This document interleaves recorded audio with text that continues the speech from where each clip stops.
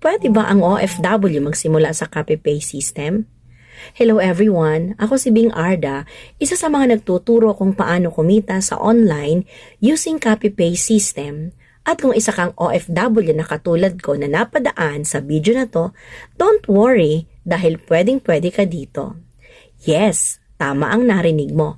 As long as may TikTok and FB account ka, at magkaroon ka lang ng access sa aming account ID, ay pwedeng-pwede kang kumita sa online using our very effective system. Pure online lang ang gagawin.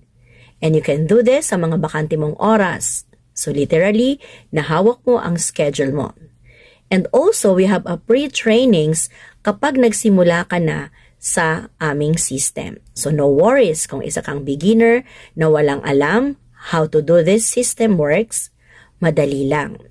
So kung willing kang magsimula, mag-comment ka ng how and your location para ma-prioritize kita. See you on comment.